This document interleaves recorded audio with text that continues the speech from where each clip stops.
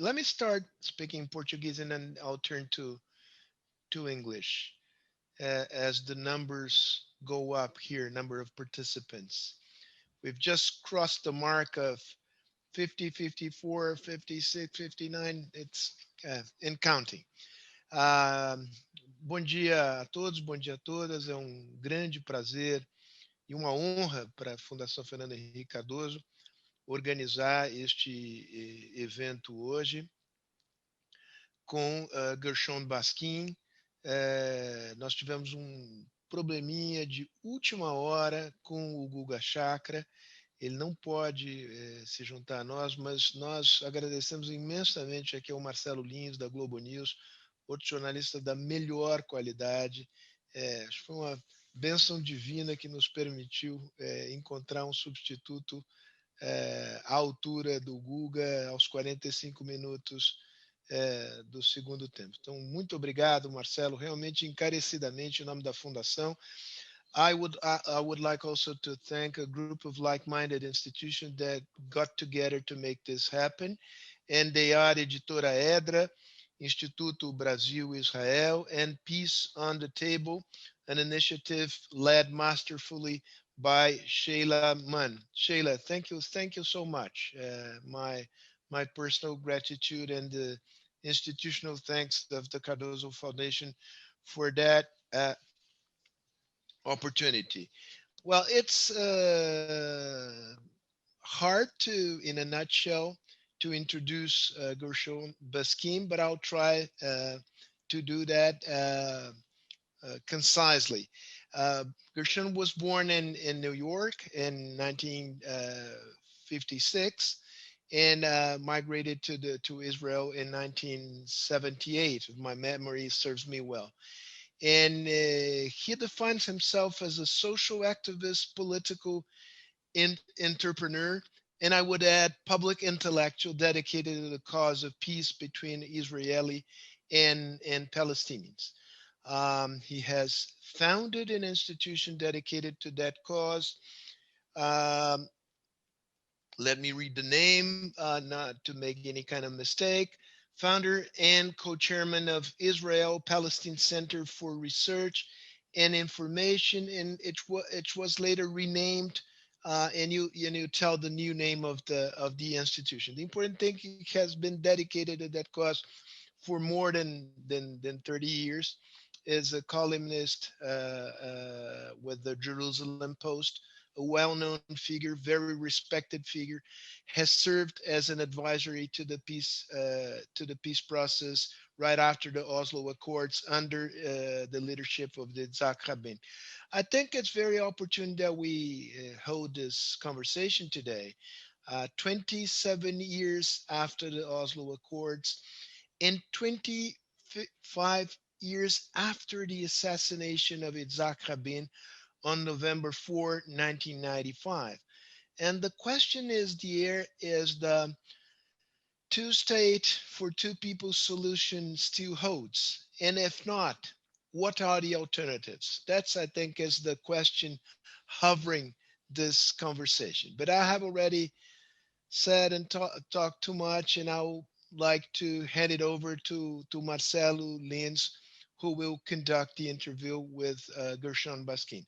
Thank you all. I will reiterate that it's an honor for the Cardozo Foundation to host this conversation. Please, the floor is yours, Marcelo. Thank you very much for your kind words. Good morning, Mr. Baskin. It's a pleasure and an honor also for me, and I think it will be for any journalist to have this opportunity of talking to you in this particular point in time. And I'd like to start our conversation, first of all, thanking you as well for talking to us, but taking from the point that Sergio left us there, this chronology, let's say, or this point in time, 25 years after the assassination of the late Yitzhak Rabin, the man that was apparently at some point poised with the chance to make the biggest progress in Israeli-Palestinian talks and the peace process itself, of course, with Yasser Arafat at the time. And I think that the world that is seeking peace for so long in that region that such an important region of the world had really big hopes at the time, and the assassination couldn't have taken place in a worse time. And I'd like to start this conversation with a quite broad question to you, which is, where are we right now regarding the peace process, this stale peace process for some years now, and what are the perspectives in the near future, let's say? Right. First of all, good morning, everyone in Brazil. Good afternoon from Jerusalem. I want to thank all of you for being with us today, and to the Foundation for sponsoring this, and the other friends and organizations, especially Sheila. We have no peace process. Peace process has been dead for years. There have been no negotiations between Israel and the Palestinians for quite some time now. And even when there were negotiations, it was a dead-ended road from the outset. The Israelis and the Palestinians are not in a place to make agreements today. We lack the leadership in both Israel and Palestine of people who are willing to negotiate a fair deal between the two parties that would enable us to create a two-state solution for two peoples living here. We have a history of agreements that were signed between Israel and the Palestinian Authority, or the Palestinian Liberation Organization, that were flawed agreements, but the biggest problem that we had was that they weren't implemented. We have a history of Israel and the Palestinians taking upon themselves obligations which they don't fulfill, and then blame each other for failing to implement the agreements, never taking responsibility on their own side for their own failures, always blaming the other side. And we're at a point today where it's impossible to imagine, with the current leadership that we have, a new set of negotiations at this point.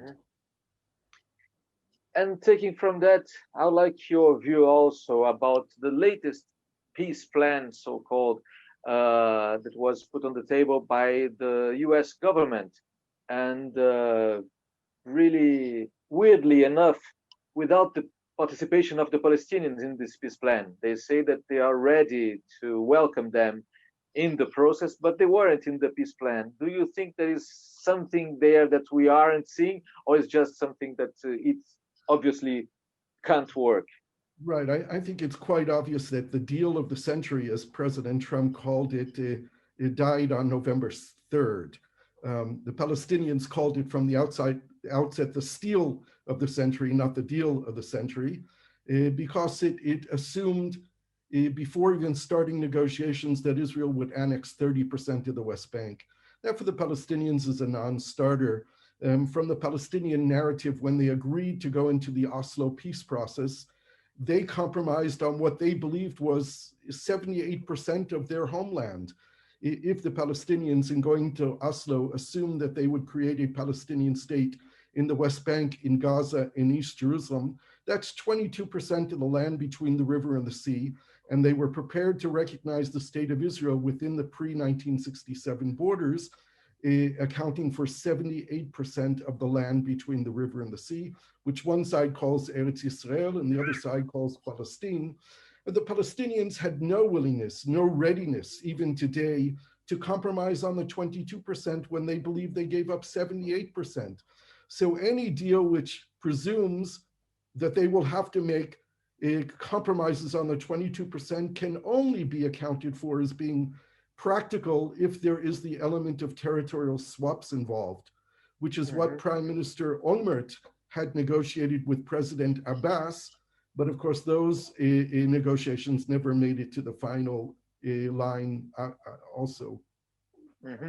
Still following, Mr. Baskin, this path of negotiations or accords and treaties, I'd like to hear your take on the recent deals made with the help of the United States between Israel and some Arab countries, some Arab monarchies, some Gulf states, to say the two of them, Bahrain and the United Arab Emirates. And Sudan. And Sudan afterwards, exactly. But mainly in this Gulf states and even Sudan. But what sort of effect do you think that this can have in future negotiations if they happen to be started again? Right. I think it's unfortunate that the Palestinians didn't embrace those agreements and see them as opportunities and ways to perhaps strengthen their own position vis-a-vis the state of Israel. The Palestinians were relying on what's called the Arab Peace Initiative, which was launched in March of 2002, which was created by the Arab countries as an incentive for Israel to make peace with the Palestinians. Essentially, the Arab Peace Initiative said to Israel, if you withdraw from the territories you conquered, occupied in 1967, you allow for the creation of a Palestinian state in the West Bank, Gaza, and East Jerusalem. We have a just and agreed solution to the refugee problem. Then Israel would have a welcome mat for peaceful, normal relations with the entire Arab world. And later, the countries of the Conference of Islamic States joined in. So we were looking at possible welcome mat normalization of 56 countries with the state of Israel on the condition that Israeli-Palestinian peace be negotiated. The peace deals arranged by President Trump and Benjamin Netanyahu, it basically closed the door on the Arab Peace Initiative. And it worked to the benefit of Netanyahu and Trump, saying that we can ignore the Palestinians from now, we can push them to the side, we can have peace with the other Arab countries. Israel already has peace with Egypt and with Jordan, and now we can broaden that peace from the outside, and then maybe the Palestinians will wake up and say, hey, we want to join in as well. The problem is, of course, that making peace with the Emirates or Bahrain or Sudan requires no compromises from Israel on anything. It's only for the benefit of Israel. It is for the benefit of those Arab countries as well. I say that it might be helpful because I think that when Israelis travel to the Gulf, to Bahrain, to Abu Dhabi, to Dubai, and see a different image of Arabs, not the image that they're used to seeing as the Palestinians as the enemy, but they come to an Arab country which is friendly and welcoming and open and modern and technological, that perhaps Israeli attitudes will change. I think it will also enable those countries that will have friendly relations with Israel to apply more friendly pressure on Israel to move forward with the Palestinians. But that will require leadership changes first on the Palestinian side, which we will have to see. The Palestinians need to get their political house in order because they're divided between West Bank and Gaza, between Fatah and Hamas.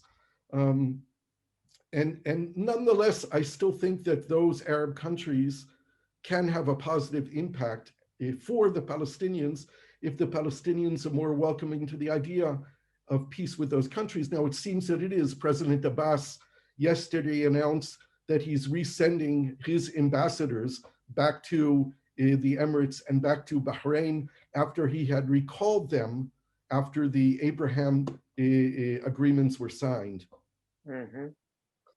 Let's see how this works out. Another thing I'd like to hear you about is what can we expect of the changing of the guard, let's say, in the US in January next year with, of course, the Biden government starting, if Mr. Trump would let it happen as it should. Right. Are you hopeful for any changes between Israeli-US relationship, or do you think that we'll see more of the same, even in a democratic government? I think that the issue of Israel and Palestine is going to be very, very low on the agenda of the Biden administration.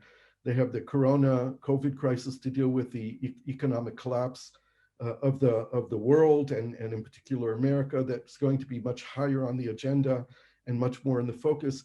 I think that the immediate change that we will see is that the US administration will renew official contacts with the Palestinian Authority. I think that they will reopen the American consulate in Jerusalem, which is the primary American governmental office dealing with the Palestinian Authority. The US government will renew financial aid to the Palestinian Authority and to UNRWA, the refugee agency of the United Nations dealing with Palestinian refugees. I think that they will allow the PLO to reopen up its office in Washington. That will immediately change the atmosphere, the environment. The US government will no longer be seen as an enemy from the Palestinian side. I think regarding Israel, we will see backtracking in the new administration from the steps that we saw just yesterday with the US Secretary of State visiting an Israeli settlement for the first time in history and announcing that Israeli settlement products will be labeled in the United States made in Israel, which has never happened before. I think we'll see a backtrack on that. We will not see a backtrack on moving the US Embassy from Jerusalem back to Tel Aviv. I think that's a fait accompli that the US Embassy is in Jerusalem and will remain in Jerusalem. In a paper that I wrote of brief recommendations to the new Biden administration, I wrote what I had initially written to the Trump administration as well, and that a plea for them not to start a new American-led peace process. This is what we don't want. I think it would be much more useful for the American government to say to the Israelis and the Palestinians, you guys need to get back to the table. When you're ready and you need our help, call us. We're not going to initiate something new. We have to be conscious of the fact that American-led negotiations between Israel and Palestine have been the worst negotiations that have ever taken place. The Americans are not an impartial third party in this conflict. They are a biased player, biased toward the state of Israel. And it is much more important that the Israelis and the Palestinians find a way of talking to each other than each of them talking to the US government. And as you mentioned, the issue of the US Embassy in Jerusalem, do you think that it's also a fait accompli that the Jerusalem status won't be back in the table in any time soon, or is there something that there's still room for it to be one of the things that must be discussed between Israeli and Palestinian when there's really two sides willing to do that? Right, Jerusalem is the centerpiece of the peace process, of any potential peace, and without Jerusalem, there is no peace and no chance of peace. This has to be recognized and known by everyone involved in this conflict. When President Trump moved the embassy, he initially said that the Israelis and the Palestinians would need to negotiate the permanent boundaries in Jerusalem and that the US was not determining the issue of sovereignty there. He later said, a few days after that, said that he had removed Jerusalem from the table. If you remove Jerusalem from the table, there is no table. There is simply no place to negotiate. Jerusalem is a binational city today. Almost 40% of the residents of Jerusalem are Palestinians who are not citizens of the state of Israel, who do not have political rights in the state of Israel. They are here as temporary residents, essentially. They can have their residency rights removed. They can have their homes demolished and taken from them. They can be arbitrarily treated in this city, both at the municipal level and the national level, in a way that we've seen over the last 52, 53 years, in a way that no people would agree to live.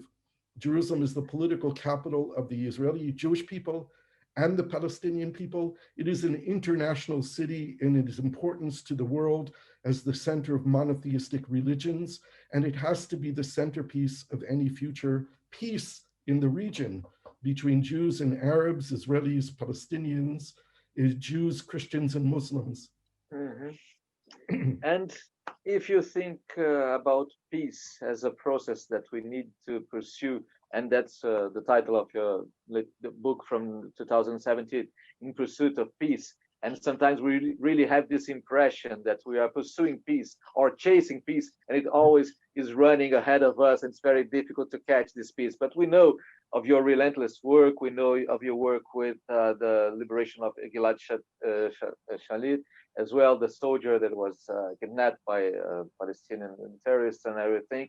And we know that to move forward in this peace process, in any peace process, it was like that in Northern Ireland, it's like that in some African countries, it's like that in Israel and Palestine. We need to talk with our enemies, not only with our friends. We need to have a broad approach to it. We need to have a bold approach to it. And do you think that there is any chance of this group of protagonists in this process, not only Israel and Palestine, be also broadened? And there is a question here from Sheila that she sent us kindly as well, asking, for example, do you think that there is any possibility of Iran be part of any future negotiations, or is this something unthinkable? Well, let me touch on the Iranian issue first, and then we'll get back to Israel-Palestine. Iran has become much more problematic during the years of the Trump administration because of the Trump withdrawal from the international agreement with Iran on reducing its nuclear stockpile and the monitoring and verification mechanisms that were put in place. Iran is in fact much closer to a bomb today than it was 3.5 years ago when Trump entered the White House. And I think we need to recognize that Trump's sanctions on Iran pushed Iran closer to a bomb rather than further away from the bomb. There were problems with the agreement, and I think everyone recognizes them. The rainbow clause, I think as it's called, or the ending of the period, the fact that the negotiated agreement didn't deal with ballistic missiles or with the spread of terrorism in the region. These are all issues that need to be dealt with. But I think that the strain in relationship between Iran and the United States has driven Iran further away from the possibility of entering into some kind of peaceful negotiations with the United States, with Israel in the future. I know that my friends in Iran, I've had friends in Iran over the years who saw themselves as part of the democratic opposition within Iran over the last years have been afraid to talk to me. The regime has become more repressive and more directed against people who oppose it. Where just 3-4 years ago, there was a lot of thought around the international community that the opposition to the regime of the Ayatollahs was growing, and that there was a chance perhaps in the future of overthrowing that regime and having a democratically elected, more liberal, more progressive regime coming in Iran. I think we're far away from that today. Normalizing relations with America and with the rest of the world will help to reduce those tensions internally in Iran, and I hope that's a process. I believe that's a process that the Biden administration will enter into and rejoin the agreement and try to negotiate additional agreements with Iran. And I hope that will help reduce the tensions between Iran and Israel, because essentially there's no conflict between Iran and Israel. It doesn't exist. I mean, Iran supports the Palestinian people, but Iran had, within the framework of the Conference of Islamic States, agreed to the Arab Peace Initiative, which at the end of the day would have recognized Israel. And I don't think that Iran ever withdrew its support from the Arab Peace Initiative, officially at least. So those are a long time ahead of us. With regard to us here and the pursuit of peace, there are a lot of people in our civil society in both Israel and Palestine, particularly amongst young people, who are looking for opportunities to engage.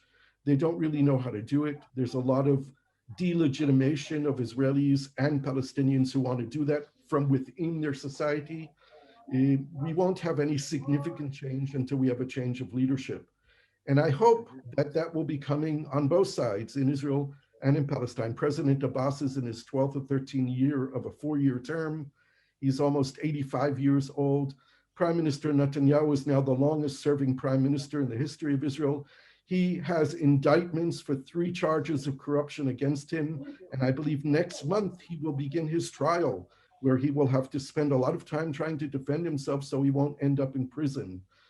I feel very uncomfortable with the prime minister who is indicted for corruption. This is a lacuna in our law in Israel. Netanyahu, according to Israeli law, can't be a minister in his own government. If you're a minister indicted, you have to resign. You cannot be a teacher in the state of Israel if you're indicted for corruption, not until you're proven guilty. If you're indicted for corruption, you cannot be a teacher. You cannot be a rabbi in a community paid for by the state of Israel, but you can be indicted for corruption and serve as prime minister. Yes, very difficult. Would you allow me to jump into the conversation at this point? Just for you, I would like to ask you, GERSHON, to delve into the internal dynamics, political dynamics within Israel and within Palestine. Is there any, at least weak signs, that there might be political change in the foreseeable future, or how do you see this playing out? Right. On the Israeli side, the only chance of political change is the continuation of the indictment charges against Netanyahu and his appearing in court. And perhaps because he is doing very well in the polls today, he might decide to break up the coalition government that he has today and go to new elections. People here in Israel are talking about new elections perhaps in March. And if that were happen, because Benny Gantz, the head of the blue-white party that was supposed to be the alternative to Netanyahu, ran on the elections saying that they would not join the Netanyahu government, and immediately after elections joined the Netanyahu government, have lost all of their support in the Israeli public opinion. We have no clear alternative. The rising star of the Israeli public politics is Naftali Bennett of the Jewish Home Party. Naftali Bennett is a right-wing political extremist who's painted himself in a kind of centralist kind of appeal to the public, taking on the government with its very poor treatment of the the corona pandemic in Israel and its poor handling of the economy. And Bennett is trying to paint himself as an alternative, and he's getting a lot of the votes in the public opinion polls for people who voted for blue-white in the past. I think that would be a disaster for Israel if he would be the replacement of Netanyahu. So we have a void, we have a vacuum, a lack of alternative political leadership in Israel that will be filled. There will be new players that will appear on the scene. I hope it's not another bunch of generals who come along and want to rule us, because we've seen too much of that. But we have a dearth of leadership right now. On the Palestinian side, the situation is even worse, because as Abbas has become older and seen with less and less legitimacy, he has become more repressive. There is a lack of democratic free state in Palestine, in the West Bank, of the likes we've never seen before. People, Palestinian friends, tell me that if you write anything on your Facebook page against the Palestinian Authority or against Abbas, you get visited by the Palestinian intelligence forces in the middle of the night. People are afraid to talk. He has very little legitimacy on the street. People want new elections. And the Palestinian house is divided. The situation is bad in the West Bank. It's even worse in Gaza, where you have the Hamas Islamic extremist repressive regime, where there's virtually no political freedom. And Gaza society has become more and more conservative and more religious as Hamas continues to rule there. And of course, the economic situation in Gaza is horrendous. The humanitarian situation, more than 2 million people who are living in total abject poverty with no hope for a future. They're living in a prison, closed in on all sides by Israel on one side, the sea on the other, and Egypt on the other. It's certainly a place where no one wants to live. The overall overwhelming number of Palestinians want elections. They want to be able to choose new leaders, and hopefully when that happens, and it will happen, new figures will rise on the Palestinian side that will offer new opportunities to Palestinians. I think we'll probably see an interim generation in the post-Abbas period of his cronies who will take over, but eventually Palestine, which is a very educated society, a very dynamic society, a society with an enormous amount of change. And what gives me hope when I look at Palestinian society is the huge number of young Palestinian women who are graduating university. Their numbers are more than young Palestinian men. They're studying science and computers and engineering and mathematics, and they're fighting for their equality and their independence as individuals, as people, as women, and that will eventually have an impact on Palestinian political culture as well. Mm-hmm. And thinking about new or possible peace brokers between Israel and Palestine, do you see any other country jumping into these discussions? Let's say we've just mentioned the status of Jerusalem and the moving of the U.S. embassy to Jerusalem, and a similar move is promised by Brazilian government with Jair Bolsonaro. In the same tune, let's say, because it has to do much more with the evangelical community down here in Brazil than with any sort of idea of peace process in Israel. During the Lula government some years ago, we saw Brazil trying to get more involved in the peace process, or at least to be seen as an independent and trustable partner in the future peace process. Do you see anything like that? And how do you see these moves from Brazilian government to also follow the lead of Trump's United States and moving its embassy to Jerusalem? There's one question from our audience also that goes in this line as well. So I'll answer that second. my preference, what I've been calling for many years, is for us to create a kind of local OECD or what I call some kind of forum for security and prosperity in the region that would include Israel and the Palestinians, Egypt and Jordan, now the Emirates, Bahrain, eventually when King Salman passes and Mohammed bin Salman takes over, the Saudis joining in, and this regional formulation of looking at a regional picture of security and stability and prosperity would be the best format for Israel and the Palestinians to confront each other. It would provide Israel with a much broader sense of security. It would provide the Palestinians with a much better sense that they will be able to create a state that will be viable and have an economic viability to it, a political viability to it. This should be supported by Europe, by Russia, by China, by Brazil, by the United States. But I think what we really need to see is our region taking responsibility for ourselves. I don't see any outside actor can come and replace the region for what the region needs to do. Everyone can be helpful. In more cases than not, most of the other countries are not helpful, and they don't go by the saying "do no harm." They end up coming here and being partial and taking a side and or making statements that build expectations, and then those expectations are not met, and we have the next round of violence. So this is very, very problematic. With regard to Brazil moving the embassy, I have no problem with every country in the world recognizing West Jerusalem as the capital of the state of Israel. But I would hope that when they do that, and if they move their embassy to West Jerusalem, that at the same time they announce that they would be very happy and are waiting for the day to open up the embassy to the state of Palestine in East Jerusalem. Or if Israel and Palestine decide on a confederation or a federation or a hybrid, that they would be happy for their embassy to serve the Israeli people and the Palestinian people. But I think that if it's a unilateral move, only recognizing Israel's rights in Jerusalem, then this is detrimental and harmful to the chances of peace. And GERSHON, in this new configuration of actors in the future peace process, the changing government administration in the US, all the things that are going in the world right now, how do you see the role of multilateral organizations? Just to mention, of course, the biggest one, the United Nations, in this process. Is there still a role apart from its role in humanitarian missions and helping refugees and all this sort of things? Or do you think that this is also something from the past? I think that international organizations do have a role to play here. I know that some of the more constructive organizations like the UNDP, the United Nations Development Program, the World Food Program, the World Health Organization, all these multilateral organizations are very important to the security and to the health of the world. And I think they do have a role to play.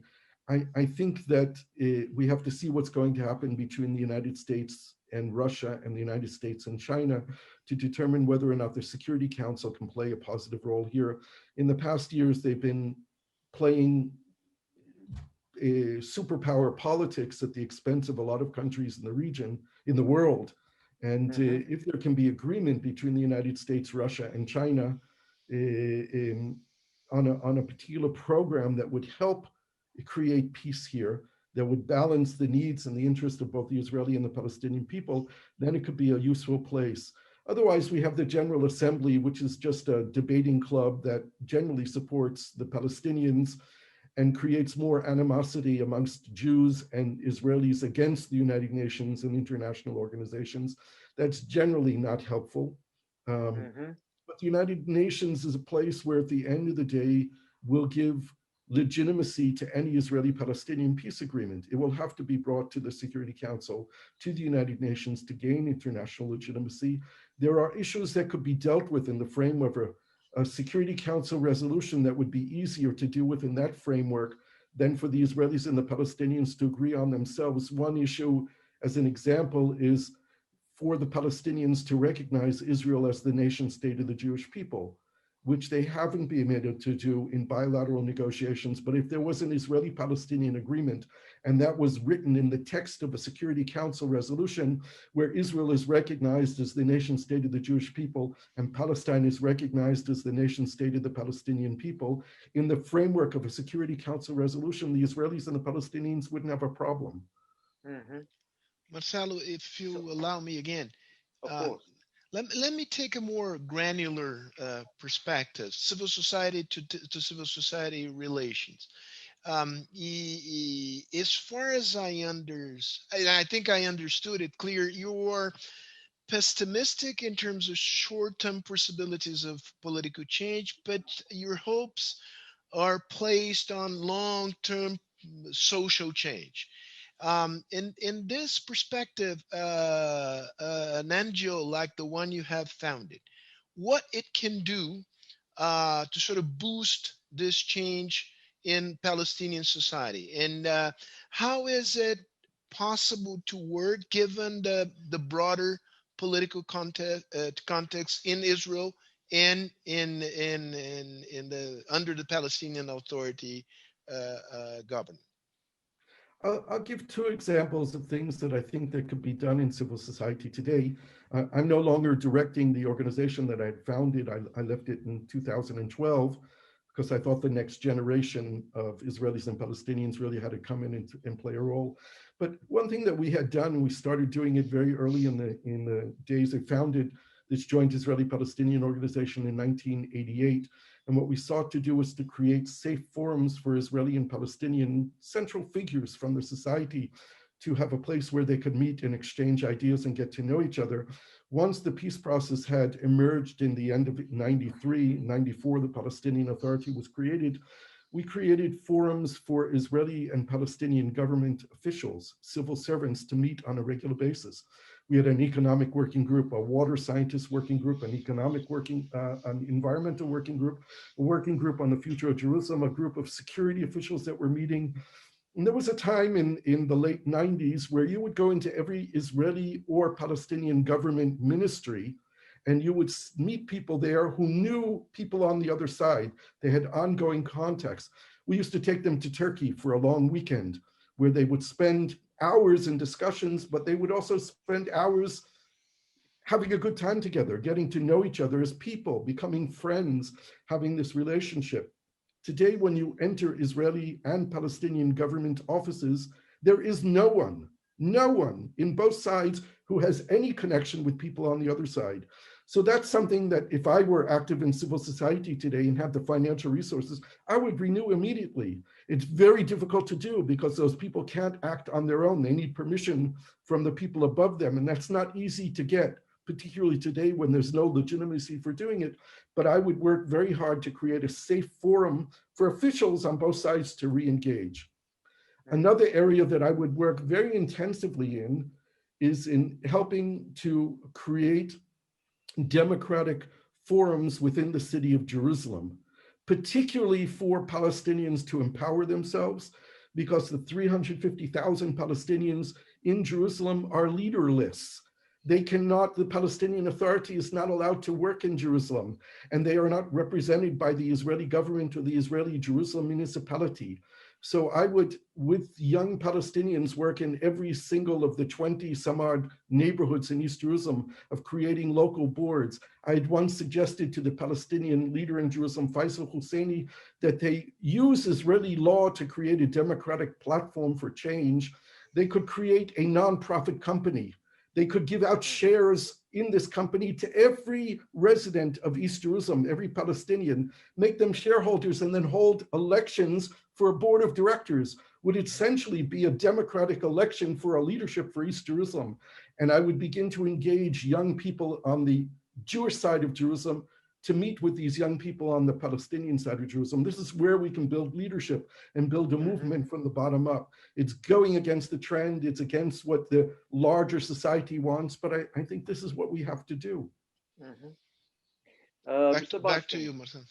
Yes, Mr. Baskin, you just mentioned two of the subjects that we've been talking a lot, which is leadership, how hard it is to create new leaderships to take this process and move it forward. You also talk about the needs of a broadened coalition between civil societies, Palestinians and Israelis. And I'd like to know also your take on the role of economy in all of this. You just mentioned briefly economy, the idea of this company that you just mentioned at the end of the answer right now. But we know that lots of the hardship that is going on, for example, in Gaza, has to do also with the economy. And it's linked also with the radicalization of the Palestinian movement there.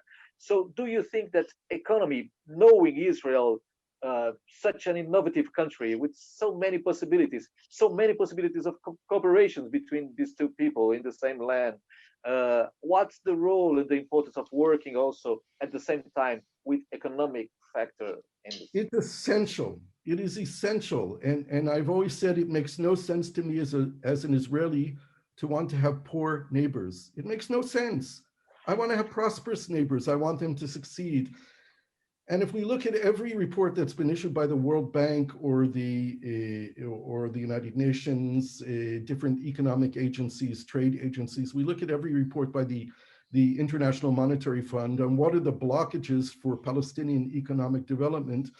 90% of them are caused by the occupation, by checkpoints, by Israeli control of movement of people and goods, by the control of the flow of financial resources, on the inability of Palestinians to import and export independent of Israel, the lack of raw materials, the discouragement of investment by not granting diaspora Palestinians permits to be able to live and work in Palestine.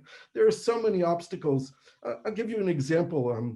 If you are a company importing a machine from Germany, if you're an Israeli company, it will take you 24 to 48 hours to clear that machine from the port of Ashdod. If you're a Palestinian importing the exact same machine from the exact same factory and it's going to Ramallah or Nablus in the West Bank, it will take you up to 2 weeks to clear the port. During that time, you will pay the extra charges for storage and for security checks.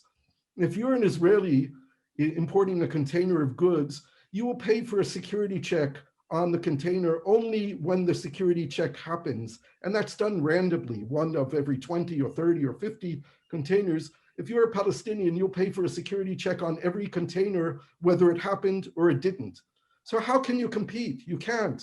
If you're a truck, if you're a factory in Nablus producing goods and you want to send it to Tel Aviv, you have to pay for 2 trucks because your truck can't cross into Israel. You have to change the truck at the crossing point.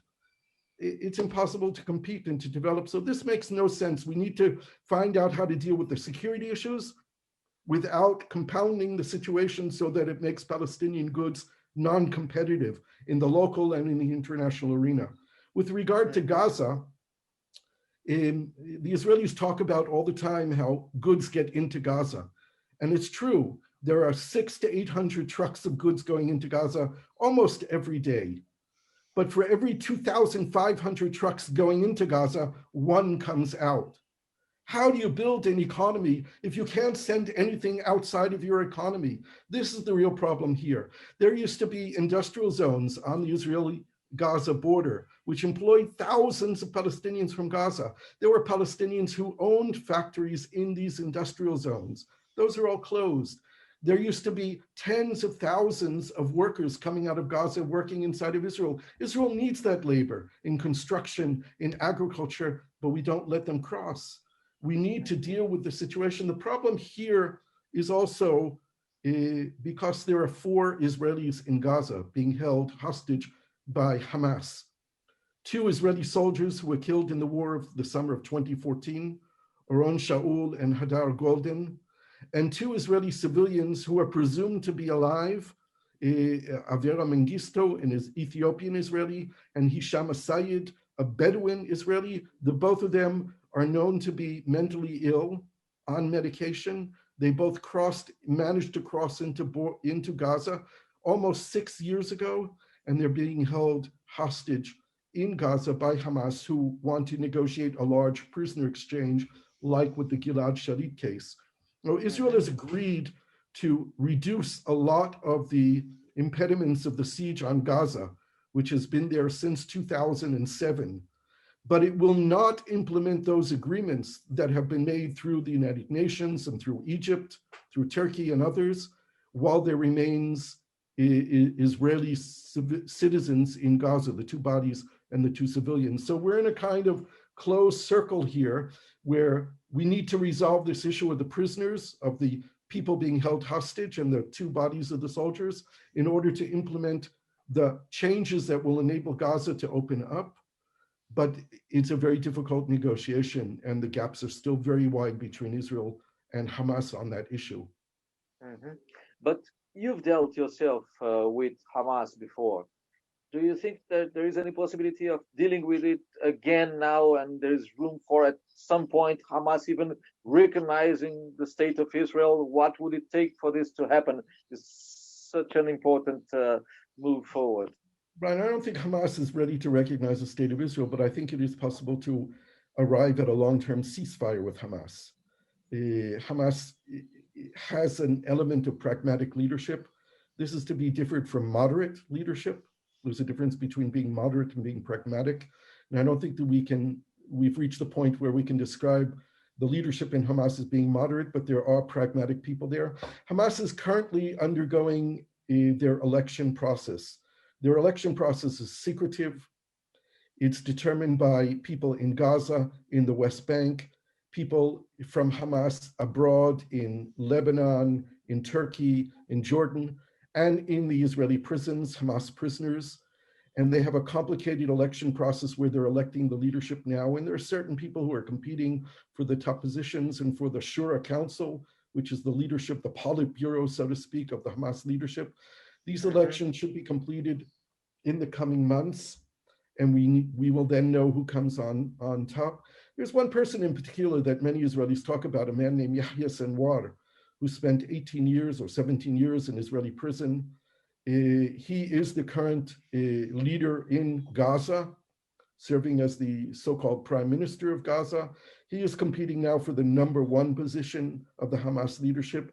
He is thought to be more pragmatic than others. And it's believed that if Yahya Sinwar comes out on top, that it might be possible to negotiate a long-term ceasefire, meaning a 10-year ceasefire with Hamas. It'll be a very difficult negotiation. I think that the Israeli side needs to break the taboo on talking to Hamas. I encourage international players to break their taboo on dealing with Hamas, even if secretly through back channels, to reach out and engage. It's a problem because Hamas is designated a terrorist organization by the European Union, by the United States, by other countries, probably Brazil as well, which limits the ability of diplomats here to engage with Hamas. But there are countries that don't designate Hamas as a terrorist organization or are not part of the European Union. And those channels should be used to begin to have a serious dialogue behind closed doors and secret back channels. I tell the people in Israel, Israeli officials that I engaged with, if I were you, I would pick up the phone, call them. Maybe they won't answer, maybe they will. I would keep calling until they answer and say, listen, we have to talk to each other. We're living next to each other. Even if we're enemies, we have to talk to each other. And as you mentioned, possible new leadership that could take part in this future negotiation. There's a question that one of the people in the audience, Guta Hagarty, is trying to make here, and I'll get in it right now. It's your take on Mohammed Dahlan as well as a possibility of somebody that can also take part in this future peace process. Right. Mohammed Dahlan, for people who don't know, is a person from Gaza. He grew up in a refugee camp. He was actually a classmate of Yahya Sinwar, the leader from Hamas. When Yasser Arafat came back to Palestine and created the Palestinian Authority, Mohammed Dahlan was the head of the internal security forces in Gaza. He built up a very strong relationship. He spent time in Israeli prison. He speaks Hebrew. He had a very good relationship with many of the Israeli leaders who worked in the field of security. He was in charge of security at the time of the Israeli disengagement from Gaza and the eventual Hamas takeover in Gaza. He was blamed by many people within the Fatah movement for losing Gaza to Hamas. And he created a rivalry with President Abbas, which ended up leading to Dahlan's exile. He's been living for the past years in Abu Dhabi. He's very close to the leadership of the Emirates, of the United Arab Emirates. He's built a reputation as a very shrewd businessman and a multi-millionaire, supported also by the Emirates. He's also been used in the region for negotiations. He was involved in the negotiations on the Nile river dams with Ethiopia and Eritrea and in other places. He has a lot of skills. He's invested a lot of money in the last couple of years in the West Bank and in Gaza, and people see him as a political player. I spoke to someone, one of Dahlan's people, last week. I met with him talking about a future role for Dahlan, particularly because he also has the backing of the United Arab Emirates. And most people think that he won't actually put his name into the hat if there were elections for the leadership in Palestine, but he will probably back Marwan Barghouti, who's the Palestinian Fatah leader who was imprisoned by Israel for being the leader of the Second Intifada. Marwan Barghouti is serving 5 consecutive life sentences plus 40 years. I don't know how you serve more than 1 life sentence, let alone 5 plus 40 years. But Marwan is someone who's viewed by most Palestinians as a desired leader. In fact, in public opinion polls in Palestine, when asked who would you like to see replace Mahmoud Abbas, Marwan Barghouti is the person who overwhelmingly wins in those prospective elections. So a coalition between Dahlan and Marwan Barghouti could be quite interesting. Both of them being in a kind of exile, Marwan in prison in Israel and Dahlan in the United Arab Emirates. But it would be a very interesting thing to watch, how Israel would to deal with a situation like that, where you would have a democratically elected president in Israeli prison, supported by Mohammed Dahlan, who's a strong player in the region and someone that I believe the Israeli government, people in the government engage with already today. So these are two possible reservation, perhaps, if I could. Okay, of course. Dahlan is thought to be corrupted, or corrupt leader, and I have always cautioned Israeli leaders that we should not want to be in business with corrupt leaders. Just because they're corruptible doesn't mean that they will be playing the game that we want to play, that we will be involved in something that we should be involved in. And actually our desire as a country should be to deal with honest people with integrity, and not people who are viewed by their own people as being corrupt. And this is perhaps part of the legacy that we have in this region. And one of the many reasons why the peace process failed was that so many people who were involved, particularly in the level of security, were engaged in all kinds of corrupt businesses at the end of the day, either while they were serving or more after they got out of their official positions, engaged in businesses that were considered corrupt. And I don't like that. That doesn't ring as something that we should support. But so take it just for this point, just to make it clear, you think that this is more important, for example, than the dealing with notorious dictators like the monarchies of the Gulf, or Mohammed bin Salman and these people that may not be corrupt on the outside, but also have a lot of questions to answer, let's say? Yeah, I think it's very, very problematic. And if Israel were a superpower with the United States, perhaps it could use more of its political economic might to push its values forward. I think that the state of Israel has very little ability to impose democratic values on other countries, particularly when we have such a lack of democracy in our own dealings with the Palestinian people living under our own rule. How can we talk about democracy when half the people living between the Jordan River and the Mediterranean Sea, living under Israeli control, don't enjoy democracy? So it's a little bit two-faced for us to be preaching to our neighbors about the lack of democracy.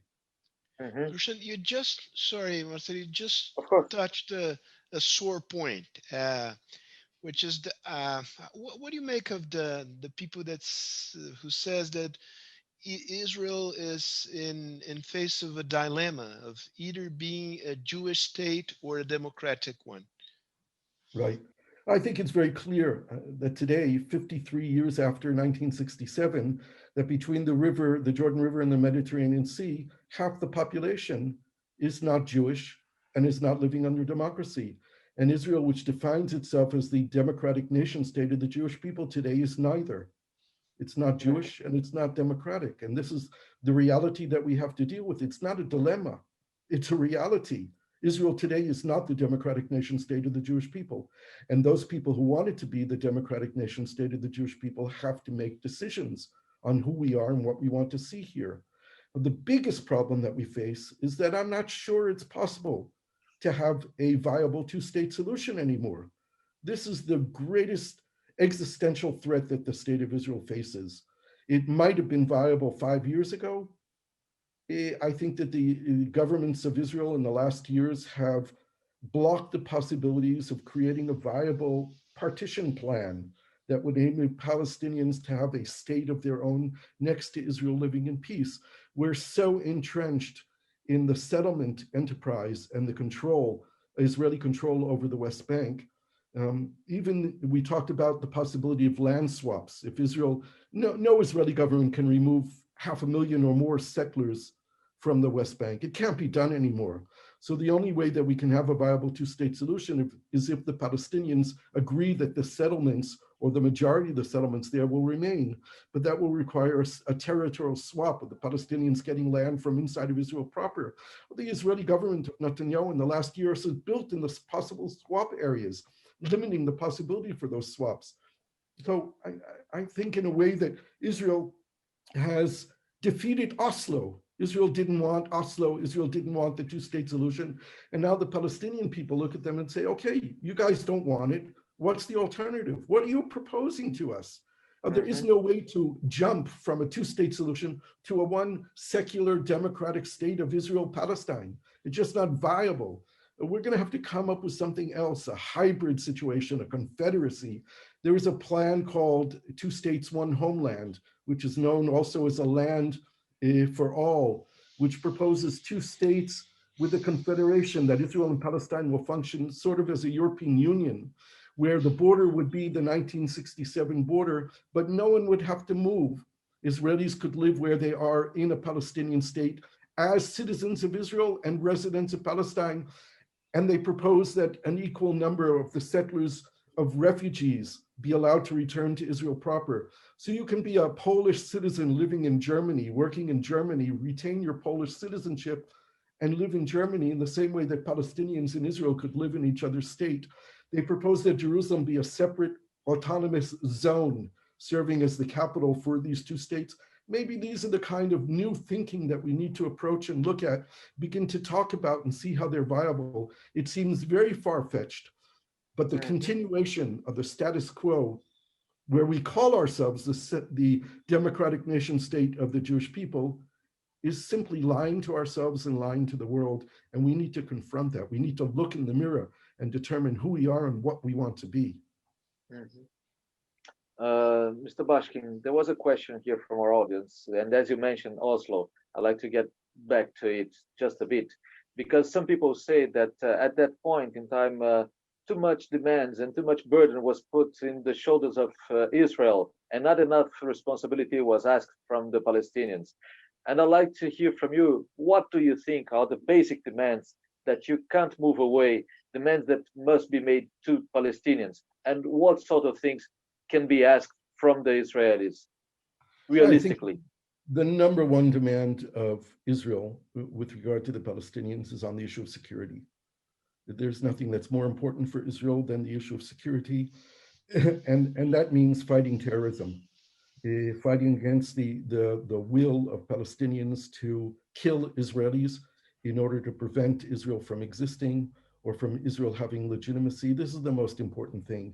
And it requires security cooperation and coordination. No one expects the Palestinians to have 100% effectiveness in fighting against terrorism. And what the Israelis always demanded was 100% motivation. They had to demonstrate, they have to demonstrate that they are fighting against the extremists within their own territory seriously. There were claims by Israel that the Palestinians had a revolving door in the prison. Israel would give them names of people, they would arrest them, they would spend a day or two or a week in prison and then release them, and they would come out and be terrorists. So this is the number one issue.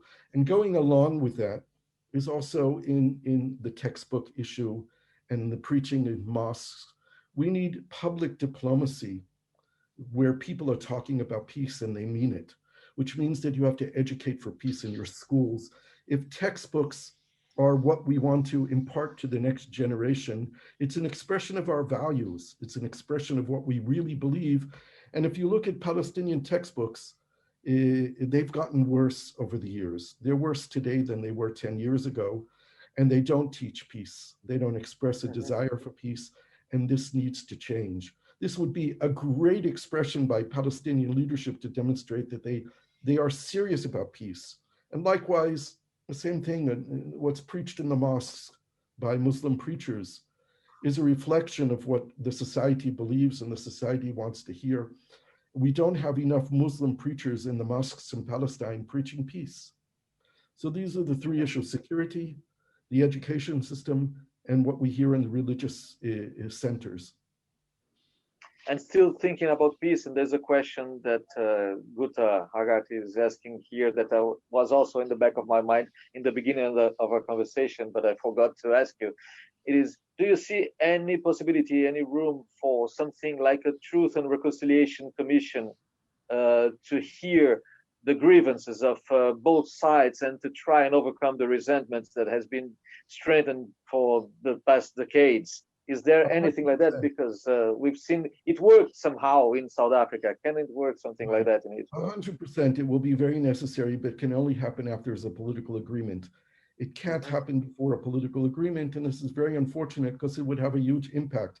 If we look at an organization, one of the most important organizations that exist in this region is the Bereaved Families Forum, also known as the Parent Circle. These are Israelis and Palestinians who have lost members of their close family, fathers, brothers, sisters, uncles, aunts, children in the conflict, and they have said, we want our relative to be the last. And they're dedicated to engage with each other. They meet on a regular basis. They preach within their own society, saying, I paid the price. My son was killed. My father was killed. I don't want the next generation, the next people to be killed. This is a kind of reconciliation and truth process that is already taking place.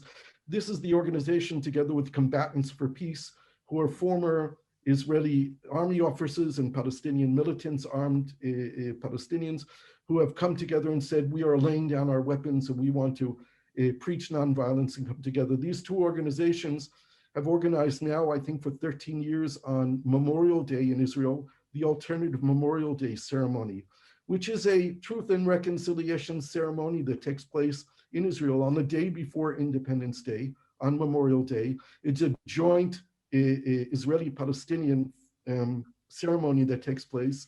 It was physically attended by thousands of people over the last years. This past year, because of Corona, it was done over Zoom and YouTube and Facebook, and they had more than 100,000 participants locally and worldwide. And this is, in my mind, the most important ceremony that takes place in this land, in Israel and in Palestine every year. And it is exactly that. It's the first steps toward truth and reconciliation. And I think that we can all agree that one of these steps also is knowing more about each other, both sides knowing more about each other. And we've seen some initiatives in that way lately. I remember, I forgot his name, but there's a French artist who made this project that you had the chance to listen to what a Palestinian fighter would say, and a Palestinian audience would have the chance to listen from a normal Israeli soldier and trying to know more about each other. At the same time, if we talk about culture, pop culture, we've seen also in recent years some TV series very, very popular around all the West, like Fauda, for example. But we don't know sometimes that if it reinforces Manichaeism, or is it good to put the situations there for the broader public to know, with the broader audience. What do you think is the role of culture and this culture of empathy in this process, trying to pursue peace? Always.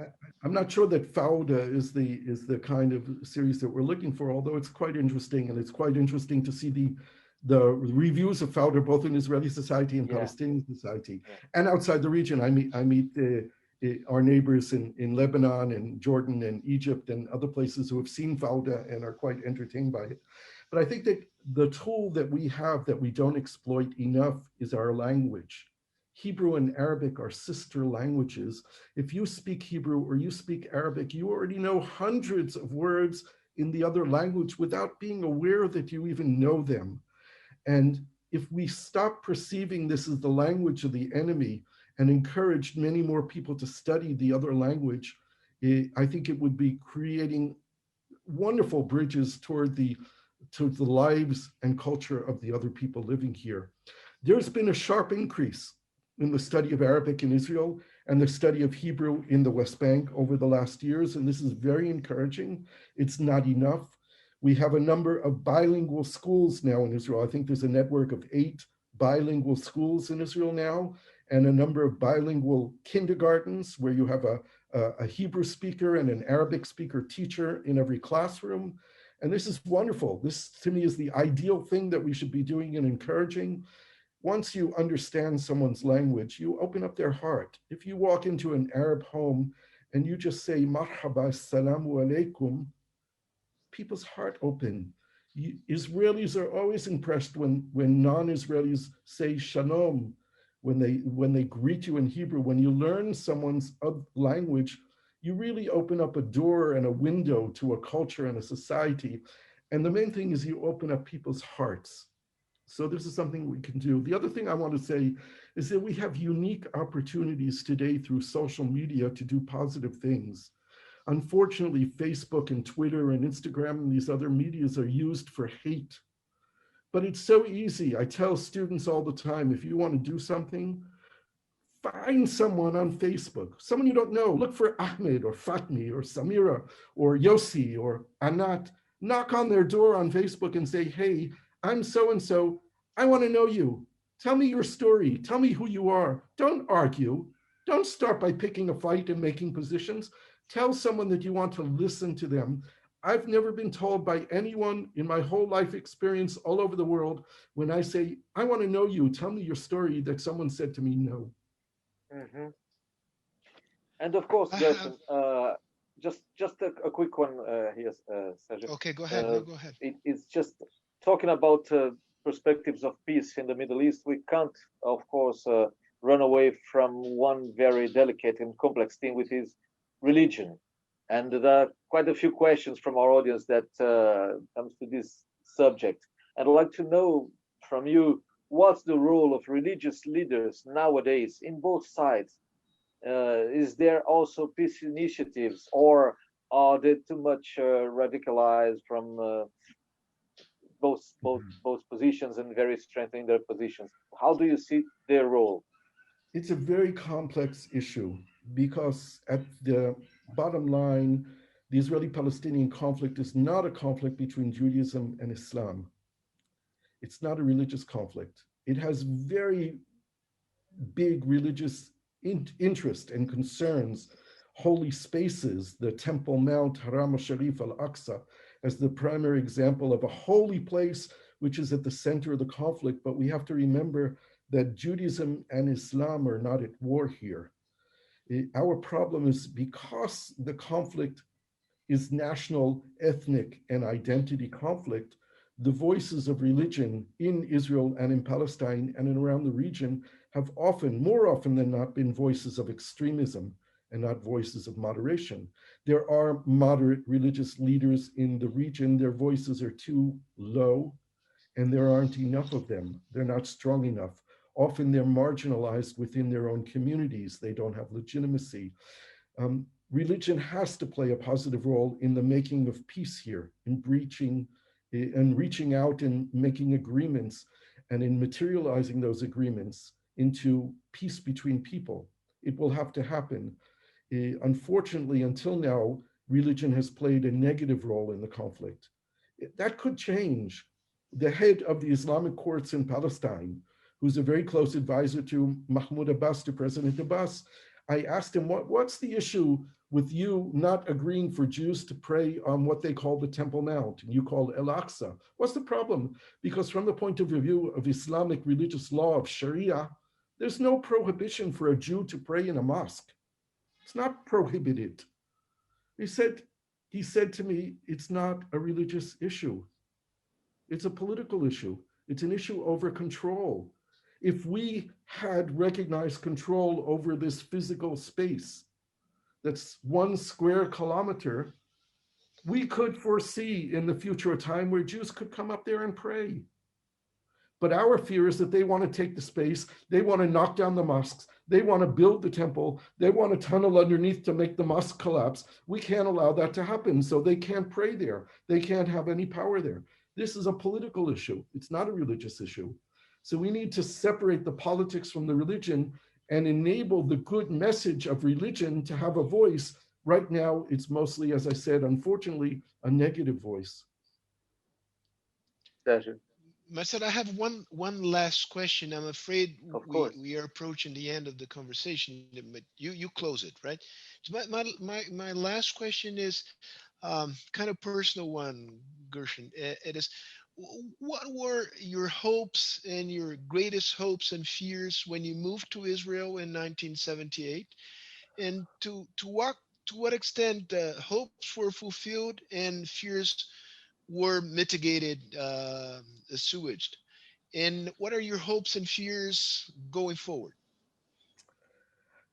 This is one of the most difficult questions for me to answer, because I look now, all these years later, that if I was a 22-year-old university graduate living in New York City today, asking myself, is Israel the place where I want to live? I would probably come to a negative answer. And I don't want to say that my life decisions have been wrong, and I'm sorry for what I did, but I would not make that decision today. Israel is not the kind of place I want it to be. It's not the kind of place where I'm sure that the young people living here, my own children, will want to stay here forever. One of my kids, my daughter, moved to France, the south of France, 2 years ago. I don't know if that's a permanent move or not. And she and her Israeli husband bought a house in the south of France and are living there in a picture postcard, in a wonderful life, even though COVID is very strong in that region today. In retrospect, they have a wonderful life there. They miss Israel. They miss their friends here. They miss the culture and the society. But they did not, and they have a baby, a 3-year-old daughter. They did not want to raise their child in the political environment in which we live in Israel. And that saddens me enormously. I haven't lost hope in Israel. I think this is an amazing country. I think Israeli society is so vibrant. There's such a potential for good here. We also have, unfortunately, a huge potential for bad. I participate in the demonstrations almost every day in Israel against our current government. And I get cursed. I've been violently attacked. It was on television even, for standing with a sign against our prime minister. The hatred, the divisions in our society is frightening today. It scares me. And I tell people, I understand you're not agreeing with me. Let's argue, let's talk. Why do you curse me? Why are you saying that Hitler should have taken care of my family? Imagine a Jew saying that to me in Israel, cursing me for standing with a sign protesting against our prime minister. This is something which bewilders me and saddens me deeply. We need to overcome these divisions. I think America is facing the same thing. Perhaps Brazil is facing it as well. We have these divisive leaders. Sounds familiar to me, yeah. We have these very divisive leaders who have enhanced the hatred within our society and the divisions. And as our politics have become identity politics, we've created these divisions and made them wider. And this is a challenge for our times. We can't do it here unless we have a resolution of the Israeli-Palestinian conflict as well. This is the issue that divides us more than anyone else. One of the curses that people yell at me is that I'm an Arab lover. My response to them is, yeah, I am. I love Arabs, I love Jews, I love Italians, I love Brazilians. I'm not at war with people. I want to live in peace with people. And loving your neighbor is, to me, not a bad thing. I think it's something that we should seek to do, even though it's not about love and hate. It's about real issues. It's about real conflict. But we need to resolve them. And this is a conflict made by people, and it has to be resolved by people. And we won't resolve the divisions in our own society if we don't resolve the divisions between us and our neighbors. So it's a package deal, and we have to do it. The thing that perhaps gives me hope for the future, this is a kind of bizarre kind of hope, is that we're not going anywhere. We're not leaving. The Palestinians are not leaving. We're all here. We're going to have to face each other. We're going to have to sit down. We're going to have to resolve this. 1 state, 2 states, 10 states, whatever the formula is. No one's leaving. We're all here. We all belong here. This is our home. GERSHON, Sergio, should I start and closing it? How are you? I think you should. Yeah, I think you should. Okay. Yeah. We have 5 minutes more. Okay, so I'll make just the last question. We could keep talking here for the whole day. We have to talk about the water issue in the Middle East and the participation of the other neighbors. Water is so water equals money, and the amount of money required to produce water keeps going down. So it's a really easy issue to deal with.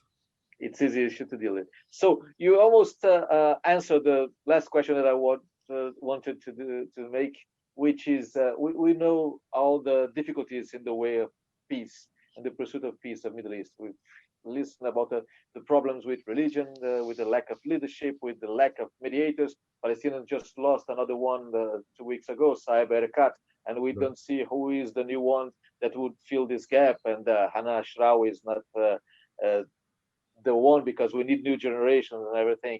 But I would like to hear from you, what does feed your hopes in the possible future of peace between Israelis and Palestinians? The worries are all there. The odds are against this idea.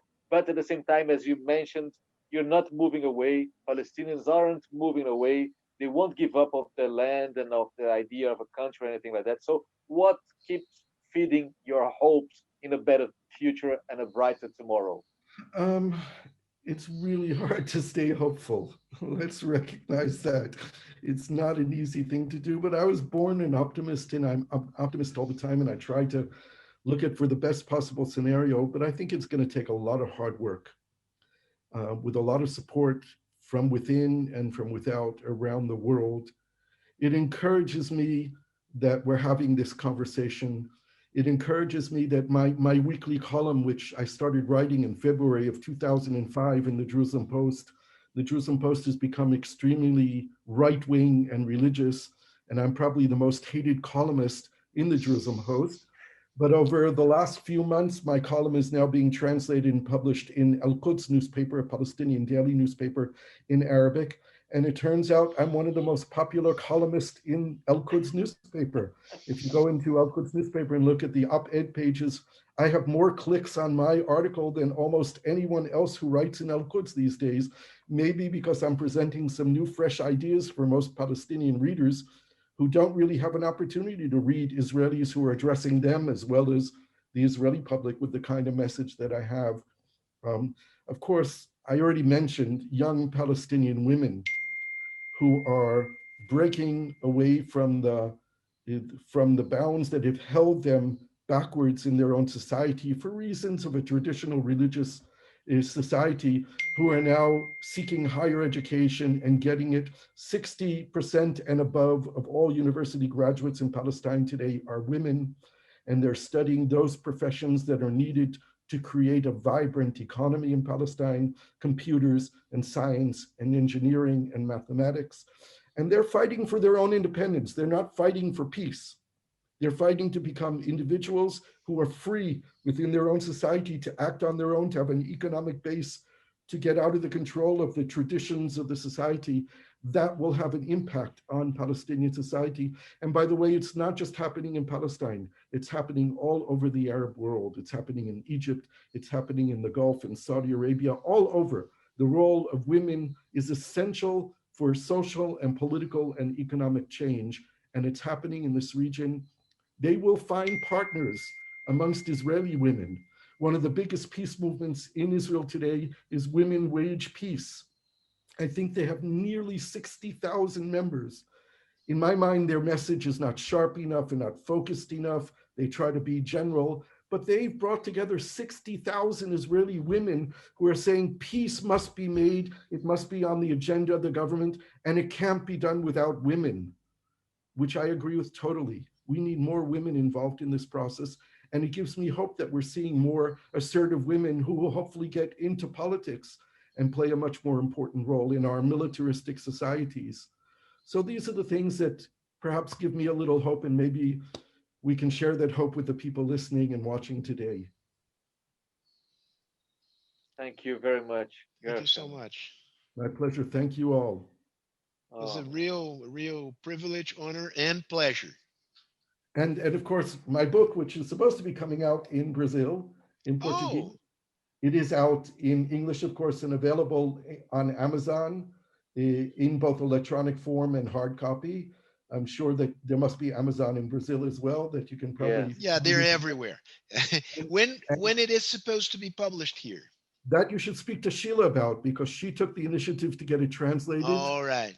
So Sheila Mann can give all the details about the book. January. I was supposed to come to Brazil when the pandemic erupted to do a round of talks about the book and to present it.